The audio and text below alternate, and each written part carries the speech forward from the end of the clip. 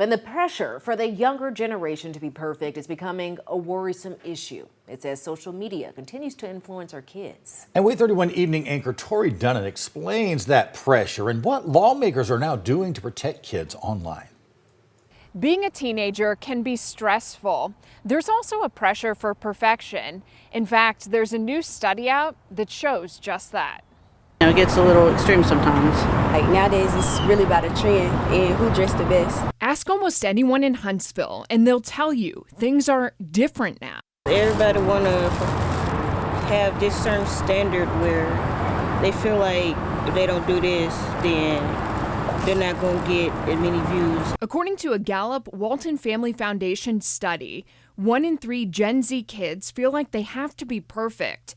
When it comes to gender breakdown, 40% of girls feel the need for perfection. That's 14% higher than the 26% of boys. They probably are too focused on the outside instead of the inside. You know, I work with kids and teens in therapy, and I see a lot of my girls care about their makeup refrigerators or their skincare, the right logo or the right look, right? And that's how they seek approval. Experts say social media can be tied to mental health issues with teens. Dr. Kathleen Hesterman, a dermatologist, says she's seeing the need for perfection quite often. I'm seeing a lot more people come in asking about their pores, and that's not something that I used to hear about.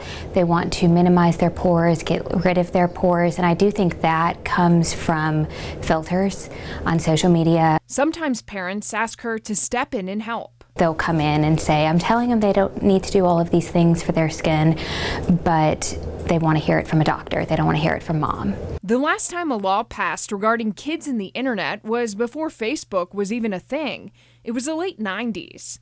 This past summer, the Kids Online Safety Act passed the Senate. It's now a question of whether it'll go to the House floor before the end of the year. These bills will provide the appropriate guardrails necessary to protect kids against online threats. In the legislation, teens would have the option to opt out of the algorithms. Plus, it could give parents more control over kids' information. In a separate move, Instagram recently made a setting to make teenagers' accounts private. Addressing the pressure head-on is something that some would like to see. I work with anywhere from 12 to 18, and that's a lot of the concern that they face and talk about, you know?